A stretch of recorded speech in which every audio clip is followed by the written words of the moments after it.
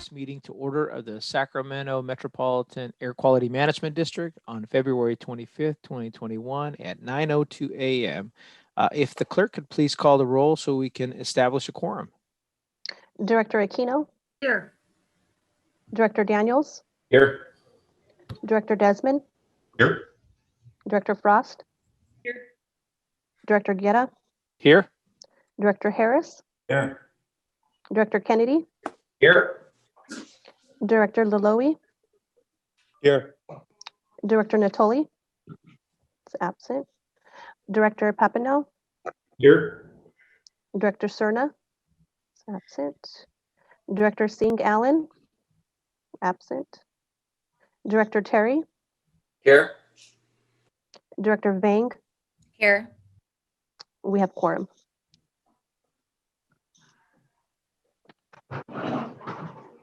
You're on mute, Chair Guerra. Oh, thank you very much. If everyone could please rise and join me on the Pledge of Allegiance. Thank you very much. Salute, pledge. I pledge allegiance to the flag of the United States of America and to the republic for which it stands, one nation, under God, indivisible, with liberty and justice for all. Thank you, everyone, for joining us in that tradition here. If the board clerk could please read the announcements for those watching online. In compliance with directives of the State and Center for Disease Control and Prevention, the physical location of this meeting is closed to the public, consistent with state guidelines on social distancing and California Executive Order number N2920. Members of the public are encouraged to participate in the meeting by observing the meeting in real time at www.sacmetrocable.tv, Zoom video conference, and by submitting written comments electronically by email at boardclerk@airquality.org. Comments submitted in person will be delivered to the Board of Directors by staff. Public comments regarding matters under the jurisdiction of the Board of Directors will be acknowledged by the chairperson and accepted until the adjournment of the meeting, distributed to the Board of Directors, and included in the record. This meeting of the Sacramento Metropolitan Air Quality Management District is cablecast live without interruption on Metro Cable 14, the local government affairs channel on Comcast Consolidated Communications and AT&T U-verse cable system. This meeting is being closed captioned and will be webcast at www.sacmetrocable.tv. Today's meeting will be repeated on Tuesday, March 2nd, 2021 at 2 p.m. on Channel 14. Thank you very much, Selena. Appreciate that. We'll commence with our first item on the agenda, which is our Air Pollution Control Officer's report. But before we do that, I just want to remind the public that to always visit sparetheair.com, and today's a good air quality day. We're at the edge of the good air quality at 46 AQI in the ozone, and it is a bit windy, but we've got some particulates out there, but at least we've got good ozone here. So with that, our Air Pollution Control Officer, Dr. Ayala. Thank you, Chair Guerra. Good morning, board. I like that point about starting the board meeting with a report on the current air quality. Maybe we should make it a tradition. That's a good idea. I like it. But I have four brief topics to share with the board. The first one, if you can advance the slides, Madam Clerk. The first one is sharing a simple point about three important collaborations that we are pursuing. You have in your board packets the copies of the actual letters that are on the slide.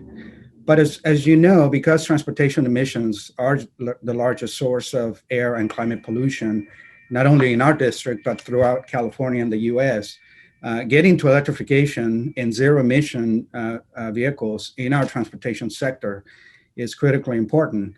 We're still very much at the early stage of that transition to electric vehicles. And for that reason, we still need a lot of demonstrations. And that is one of the areas where we as an air district can play a big role. And we tend to think of ourselves as leaders in that regard. And what you have here is a simple point about three important projects. We are pursuing with our partners some state funding from Caltrans, from CC, and from ARB. And you can see who the partners are. We have one collaboration being led by UC Riverside. Another one is a consortium of private and public agencies, for example.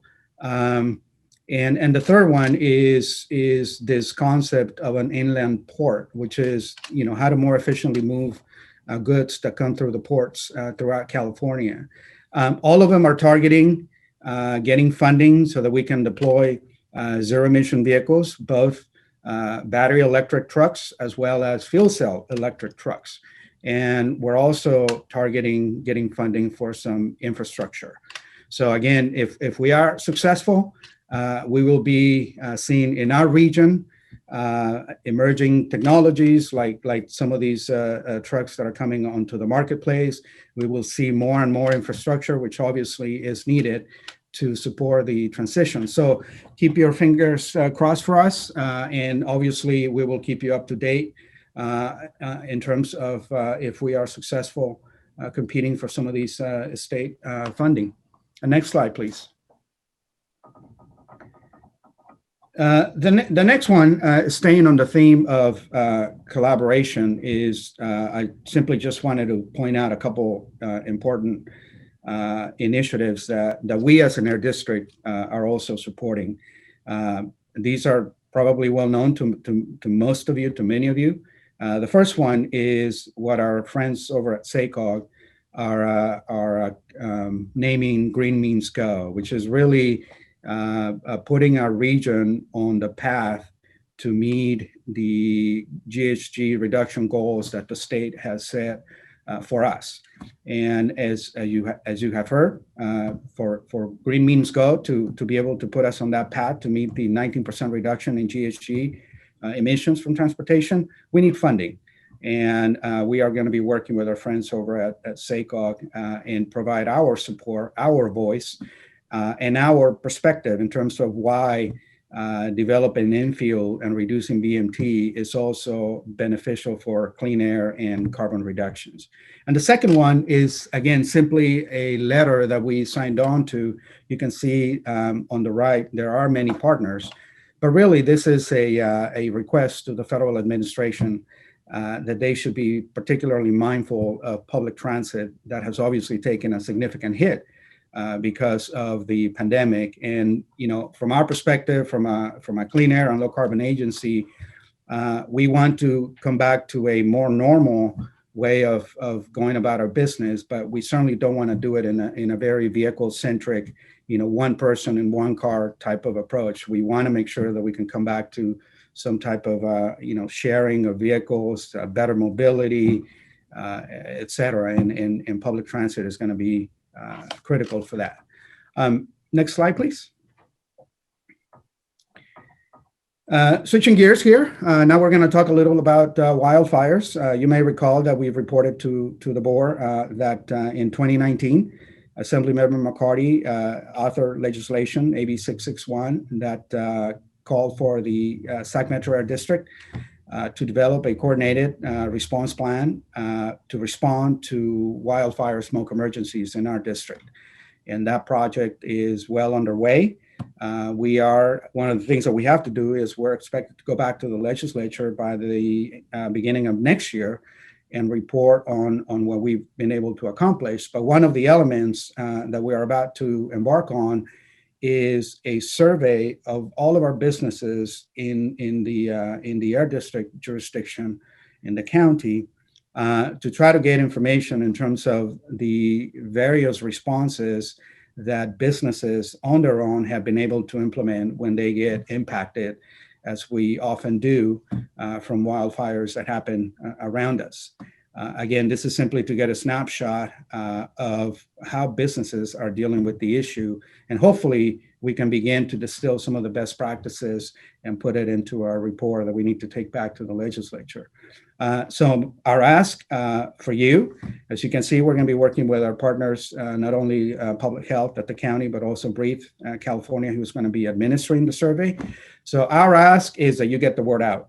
Once the survey is out, we will let you know. Please take it back to your councils, to your commissions, let people know, let your constituents know that that we want the information so that we can do a better job in terms of not only understanding how we currently respond, but most importantly, what are the information gaps? What are the actions? What are the things that we need to do to be better at protecting ourselves when the next fire hits? Next slide, please.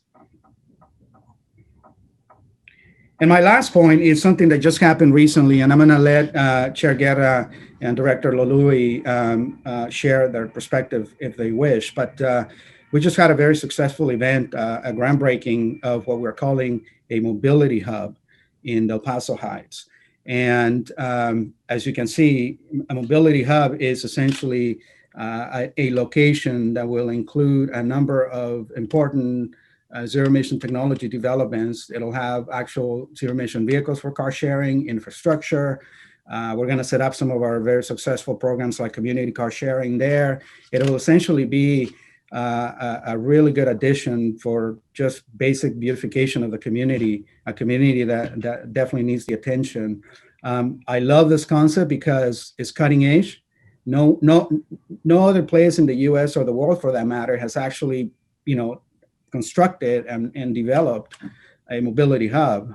The concept has been around for a couple of years, but we're the first to actually break ground and hopefully the first to actually have it on the ground. And we think of this as innovation in future mobility. I mean, that is really what this is thinking in a different way in terms of how do we provide mobility solutions, not just transportation, but better mobility solutions, and in particular, do it in communities that have been marginalized for many years. This is all about environmental justice. And what a proud moment it is that here we are, the Sacramento Area District being the first to actually break ground in such a concept. So let me stop there. And that concludes my report, Chair Guerra. So if you or Director Lolui want to share anything about this, thank you. Yeah, thank you, Chair Ayala. And I do want to thank the staff, both Gina, Stephanie, and Mike, and then Jaime Limas here, all of our Air District staff, because this really took a multi-agency effort to do this. This was a vacant lot over on Grand and May that had been an eyesore, a lot of illegal dumping, blight in that area, and over a power line too. So for anyone who understands where you have large power lines through your neighborhood, it really impedes a lot of use and development. But this was a good way of being able to look at that space, figure out how we can achieve a better use for it, and more importantly, how do we meet our air quality goals? Along with it, many of the young people who you see there are going to be benefiting from this. They're already talking about how they want to become engineers, and they never thought about this as a real pathway for them. So it's exciting to, one, get this technology and this concept of bridging not only air quality, but economic development all in one piece here together. And I think that's the bigger message too. I personally was excited to see the Toyota fuel cell vehicles that were there. When I started my engineering degree, a fuel cell fit in the back of a van.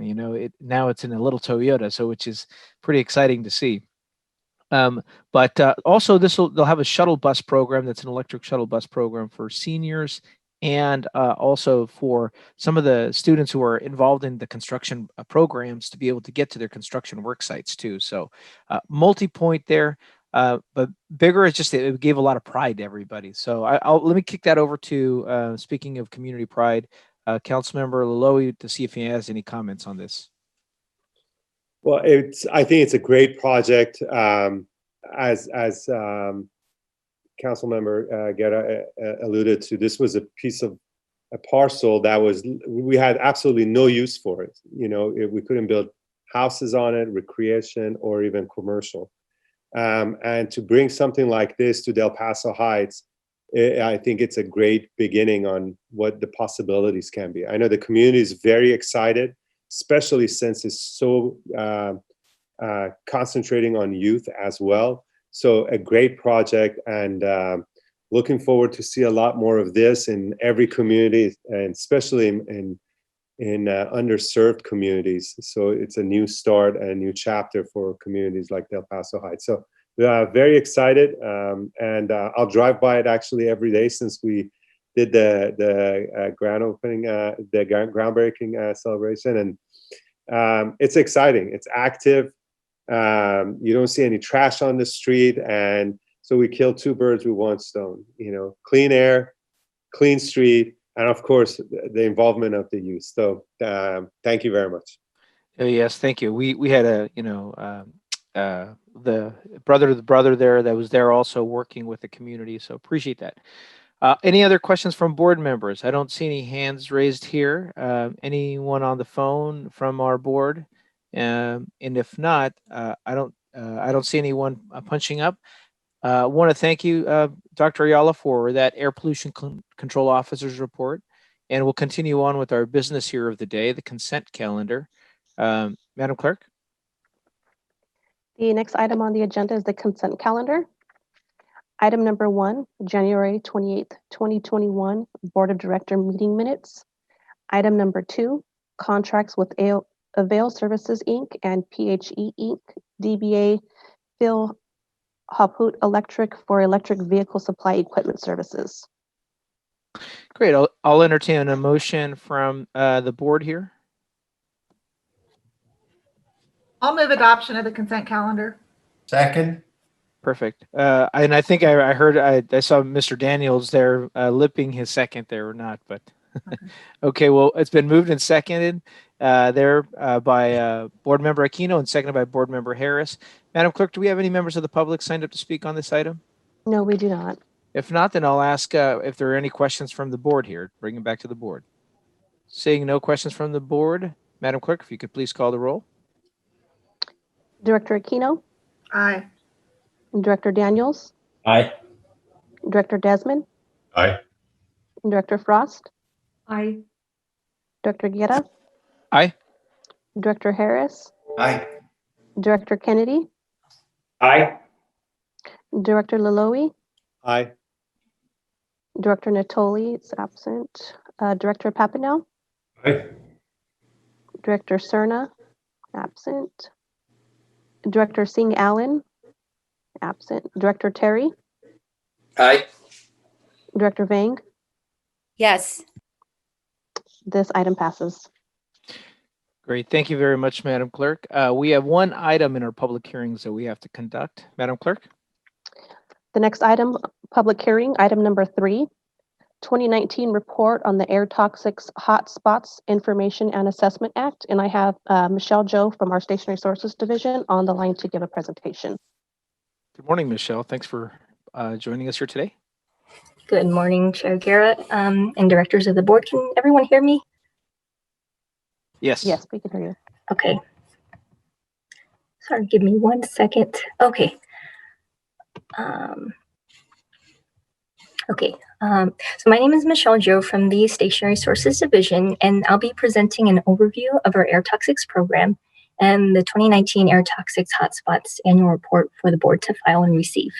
Next slide, please. In this presentation, I'll present an overview of Toxics 101, air toxics programs at the federal, state, and local level, the AB 2588 program, risk assessment results, and upcoming AB 617 related amendments. Then I would like to ask the board to open this presentation to public hearing. Next slide, please. First, I'll start with a brief Toxics 101. A toxic air contaminant is a substance that's emitted into the air that may affect human health, either by causing cancer as a carcinogen or other adverse health effects. And examples are benzene from gas stations and diesel particulate matter from engines. Cancer risk is the probability of a person developing cancer as a result of a lifetime exposure to carcinogenic substances. Individual cancer risk is the added statistical risk above the background cancer risk, which is estimated to be about 680 in a million in the Sacramento Valley. And a cancer risk of greater than 10 in a million indicates a high risk. A hazard index is a way to gauge whether exposure to a toxic may result in adverse non-cancer health effects. And this is done by comparing the acute short-term 1-hour exposure or the chronic long-term lifetime exposure to a maximum reference level not expected to cause health effects. And examples of acute effects are skin irritation, fatigue, and nausea. And examples of chronic effects are coughing, drowsiness, and tremors. And a hazard index of greater than or equal to 1 indicates a high risk. Next slide, please. So the pillars for controlling air toxics are federal, state, and local regulations enforced at the local level through our permits. At the federal level, EPA identifies hazardous air pollutants and develops national emission standards. Then at the state level, CARB identifies additional toxic air contaminants, establishes control measures, requires school noticing, and oversees the air toxics hotspots program. And then at the local level, we develop rules and establish management policies to control toxics through permits and implement the air toxics hotspots program. Next slide, please. So in addition to our permitting process and in response to increasing public concern about toxic emissions in the air, the Air Toxics Hotspots Information and Assessment Act, or Assembly Bill AB 2588, as I'll refer to it hereafter, was enacted in 1987. AB 2588 requires facilities to report the types and quantities of toxic substances they routinely and predictably release into the air, with the goal is to assess health impact, reduce risk, and inform the public. And as required under the Health and Safety Code, the district is required to disseminate this annual report to county boards of supervisors, city councils, and local health officers, and to hold a public hearing to present and discuss the results of this report. Next slide, please. So the types of facilities subject to AB 2588 fall into two categories. Core facilities, which may emit greater than 10 tons per year of criteria pollutants, such as power plants, landfills, hospitals, and aggregate plants, and industry-wide facilities, which are typically small businesses belonging to similar industries that emit toxics. This is such as diesel engines, gas stations, and chromators. And for these small businesses, as a cost-effective approach, the district streamlines this process by surveying facilities for throughput data and performing screening risk assessments for them. In our district, we currently have 27 core facilities and 1,094 industry-wide facilities out of about 2,200 permitted facilities. And overall, we have relatively few core facilities, especially compared to other air districts like South Coast, which have around 1,600 core facilities. Next slide, please. So once a facility becomes subject to AB 2588, they're required to submit an emission inventory plan and then report their toxic emissions in a report. The district then calculates a prioritization score for each facility based on the type, quantity, and potency or toxicity of their reported emissions. High priority facilities are then required to submit a health risk assessment, which estimates the increased cancer risks and non-cancer hazard indices from exposure to their toxic emissions. High-risk facilities are then required to notify the public and reduce their risk. Next slide, please. A health risk assessment is a 4-step process that involves hazard identification, exposure assessment, dose response assessment, and risk characterization. And in AB 2588, facilities are categorized into one of the following risk categories. High risk, meaning a cancer risk greater than or equal to 10 in a million. Intermediate risk, meaning a cancer risk between 1 and 10 in a million. And low risk, meaning a cancer risk of less than 1 in a million. To put risks in perspective, a cancer risk of 10 in a million means that in a population of 1 million people, not more than 10 additional people would be expected to develop cancer as a result of exposure to a toxic substance.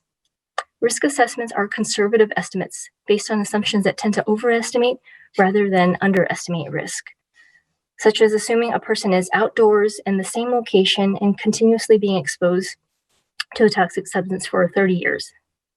And for an idea of the size of risk, the continuum above presents some risk for familiar events.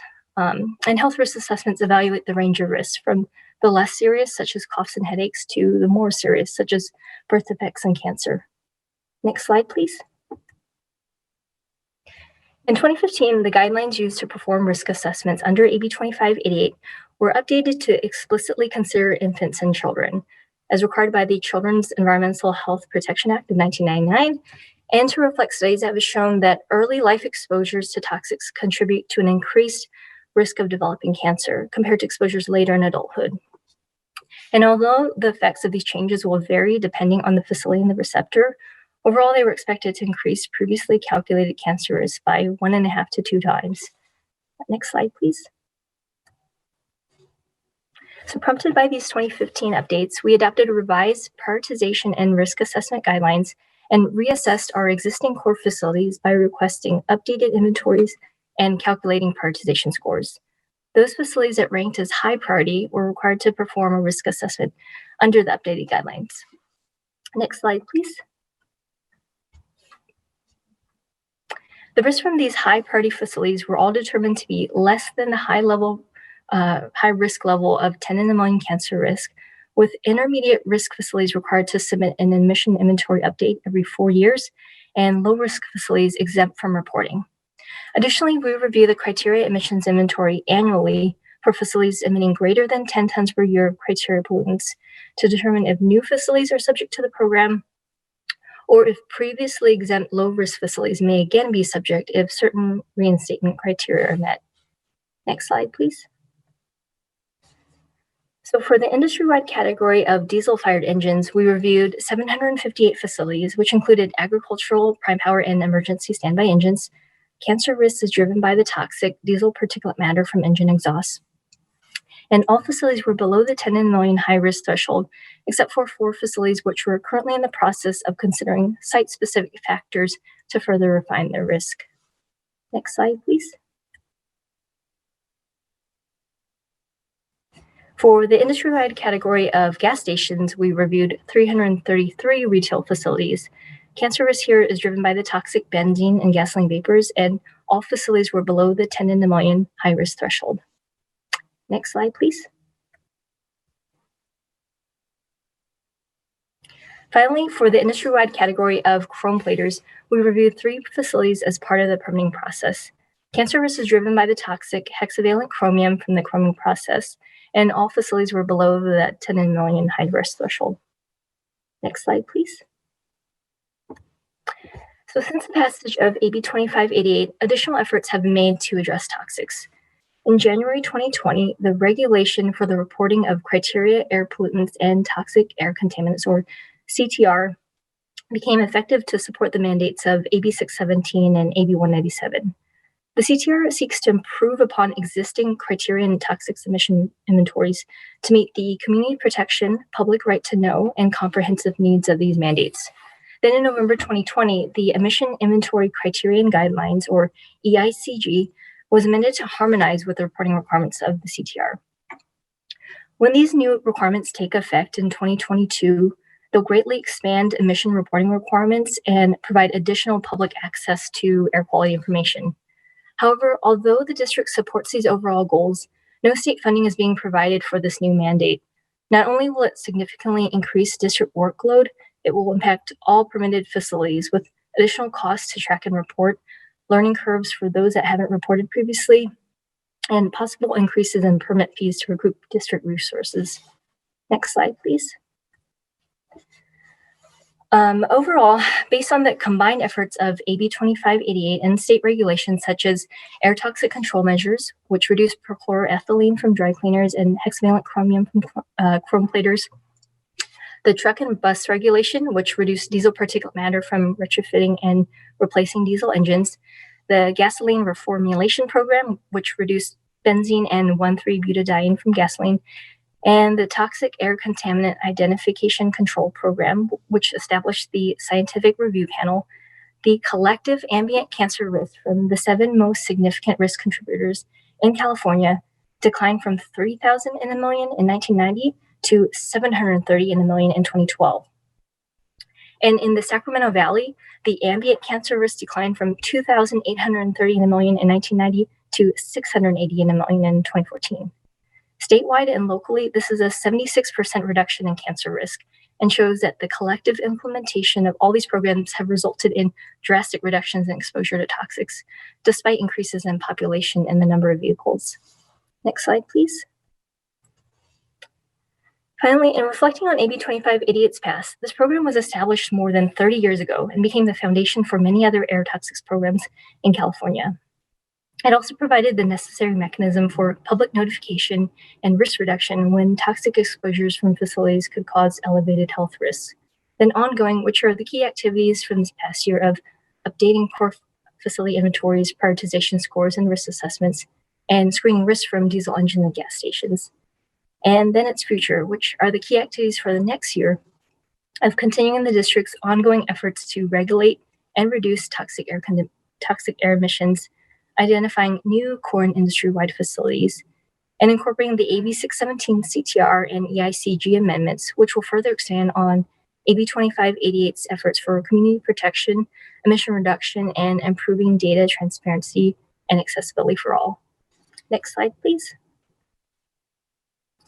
And I thank you all so much for your time. Are there any questions or comments before we open to public hearing? Michelle, if you don't mind just going to the previous slide, that would greatly appreciate it. Thank you for that report. And if there are no questions from the board, I don't see any hands raised there. I will move to open the public hearing here. We'll open the public hearing, Madam Clerk. Erica, Thank you. Erica, I do have a question. Oh, yes, Councilmember Harris. Yeah, thank you. Michelle, a question about gasoline fueling stations. So many were intermediate risk, some were low risk. What constituted the difference? Was it the volume of fuel that flowed through the station or some other factor that made some gas stations lower risk? For this screening risk, it was mainly based on gasoline throughput. And if we had some gas stations that were screened to be high risk, as in 10 in a million or above cancer risk. And for those, we then performed a refined site-specific health risk where we included site-specific factors such as the location and terrain and the actual receptors around them. But for this initial screening risk assessment, it was mainly based on the gasoline throughput. So higher gasoline throughput facilities had higher risk generally. Okay, thank you. Thank you, Chair. That's my only question. Great. Other questions from members of the board? If not, Madam Clerk, do we have any members of the public signed up to speak? No, we do not. Great. I'll go ahead and close the public hearing at this point, and we don't need any action on this. Is that correct, Michelle? This is a required public hearing? Correct. It's just for you to file and receive. Thank you. Perfect. And all I'll say is I do want to thank our Air District staff. Before COVID hit, we have a responsibility as the Air District to go to many of these facilities to review and ensure that we're protecting the public health of our neighbors. But these facilities are also significantly large employers for our region and are also have this balancing act that we're making sure that we help them assist in making sure that they're meeting their health standards. And to do that, I think effectively means that our staff should have a good relationship with them and get to know them and how their processes work. So I do want to thank Dr. Ayala. And I think it was I'm blanking on the name, Dr. Ayala, who was it Jamie that was going out with us to visit the staff? I'm blanking also, Chair Guerra, what are you referring to? Yeah, when we visited, say, for example, Siemens and other plants. And Jaime. Yeah. Yes. Jaime. Mr. Lanos, yes. Oh, Mr. Yes. Oh, my gosh. I talk to him all the time here. So I do want to thank our staff for going out and getting to know the operators, visiting the facility, understanding their operation, and not just from an external standpoint. And so I know some of those are in many of our districts here throughout the county, and I appreciate that extra effort to go out and understand how their operations work. With that I think concludes our report on our discussion items. Madam Clerk, do we have any members of the public signed up to speak on public comment items not on the agenda? No, we do not. Great. Thank you very much. Then board member ideas, comments, and AB 1234 reports. Chair? Yes, I've got board member Harris and I got board member Daniels after that. So I just wanted to say I appreciated your comment on the last item. Getting to know the businesses, especially the employers, is really key to making this work. We're facing the same thing with our electrification ordinance. You know, we want to meet toxic goals. We want to meet climate change goals and not shut down businesses in the process. It's a really important piece of what we do as decision makers, is make sure that businesses have a climate in which they can survive. But a lot of it is education. You know, it's in everybody's best interest to have the best business plan that causes little damage, right? So we have to move forward collectively, you know, and not have too heavy a hand in the process to the point where we cause lack of employment and financial stress for our constituents. It's a tough balance sometimes, but I just want to say I appreciated your comments. Well, thank you very much. Appreciate that, Board Member Harris. Board Member Daniels. Thank you. And I would like to thank Council Member Harris for those comments. I think those were very right on. We lost a extremely valuable member of our board, Council Member Hansen. I shouldn't get political, so I won't go into anything like that. But at the risk of maybe it happened and I missed it, or maybe something's coming up, do we plan on honoring his service here sometime soon with something during the board meeting? Thank you, Director Daniels. We did do a recognition for our outgoing board members. And I can't remember if that was in January or it was in December, but we couldn't do the photo op like we normally do, but we did recognize them virtually, and then we sent them, my understanding is a nice little recognition. Clearly not enough for the years of service he did and this time as chair, but I think we did. Dr. Yao, when did we do that? You are correct. We did it at the beginning of the year, and yeah. Did we do that during last month's meeting? We actually did that during the October board meeting. Oh, that's right, because his term ended before his appointment. Okay, I might have missed Yeah, that then. yeah. So, but okay, sounds good. Thank you. Well, no, but thank you. I appreciate that. Sorry, Chair Guerra, I was going to say, we're certainly not opposed to more recognition. I agree with you. Serving on our board is very much appreciated by all of us. So, yeah, I mean, again, I'm sad that I missed that because I felt that Councilmember Hansen was extremely important to what we did or do, and it's unfortunate that he's no longer here. Well, Yeah, it was Member Hansen, Member Carr, and somebody else from, I want to say, Galt too. Hansen. Okay, Yeah. I think I Yeah, because Larry didn't run and Steve's race was over in June, so we knew before that election cycle that they weren't going to be continuing. Okay. That's correct. Yeah, I have Board Member Aquino here as well. You may already be planning this, but I would certainly be interested in having a board field trip to that mobility hub once it's completed, so we can all see. That would be a great suggestion, Dr. Ayala. That is a great idea. Not only to the mobility hub, but we should think about taking you all out to some of these, major points of interest, like one of these facilities. I mean, we just talked about, and we believe that it is important for us as an air district to have a relationship with the businesses that we are regulating. We should, as we did with Chair Guerra, we should extend the invitation to all of you. If there's a facility in your district, that perhaps you come along with us. So that's a great idea. We'll definitely make it happen, Director Aquino. Thank you. So Dr. Ayala, I think it's fair to say that we all have a heightened need for field trips right now. And as soon as we can get out, we're going to be out in force. You got it, Director Harris. I hear you. I hear you. A lot of site visits. Well, that's great. Well, thank you very much. I appreciate that. And I know, Dr. Ayala, I know we've got upcoming at the Air Resources Board. We're going to be advocating for more resources for our region to make sure that Sacramento region gets its fair share. Do want to thank Board Member, Councilmember Mai Vang for willing to participate in that effort as well. And with that, since I don't see any more board members wishing to comment, we still have closed session, and I do like to get everyone out by, if we can, by 10 o'clock. Are there any other comments before we move on to closed session here? If not, our board clerk's gonna put us into a separate room. This is always a little strange where they zip us over.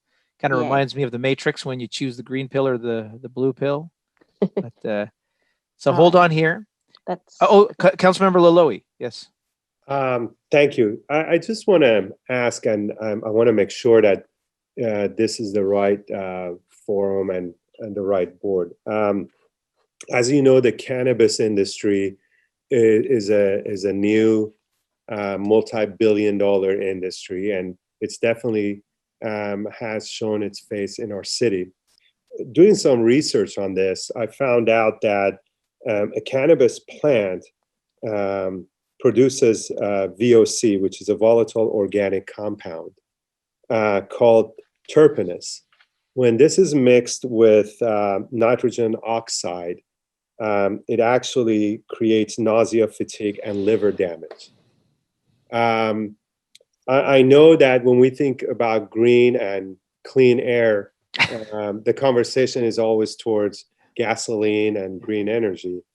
Is this a topic that we should kind of look at this stage before it's too late? I mean, and again, the mass majority of these facilities are in underserved communities. And when I read about this, as we were celebrating the groundbreaking of a all green mobile hub, and then I'm reading this where I have about 2 million square feet of cannabis cultivation in my district, it was kind of concerning. That is this going to be the next big issue that our community members have to deal with?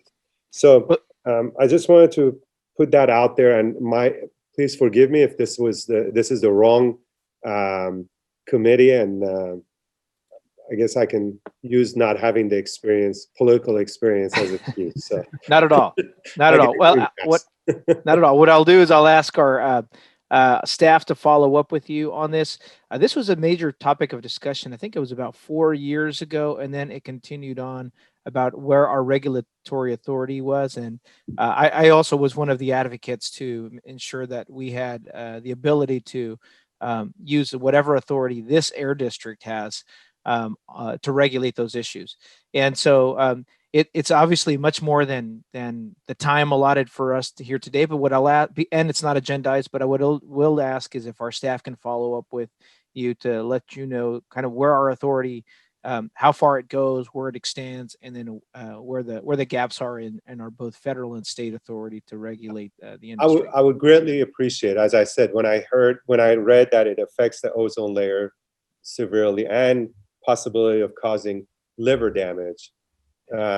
Those were all like kind of a red flag for me that this conversation needs to be, we got to engage in this. So thank you very much.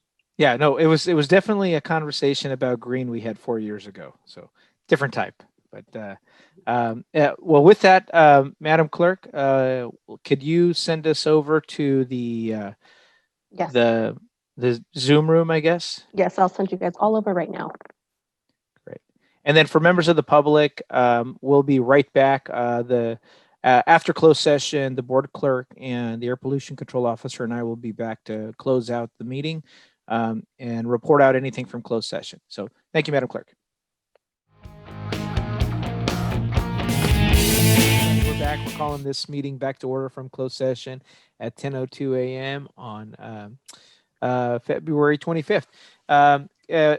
Kathy, if a council could report out from closed session and any other reports? Sure. The board authorized me to settle the action in the case of the Sacramento Air District versus Cal Inc. Great. Thank you very much. Madam Clerk, I believe that concludes our agenda and material for the day. Dr. Ayala, anything else? Okay. If not, thank you, Councilmember Daniels. We're adjourned at 10:03 a.m. Thank you, Chair. We'll see you. Thank you. All right, Have a good one, bye. everybody.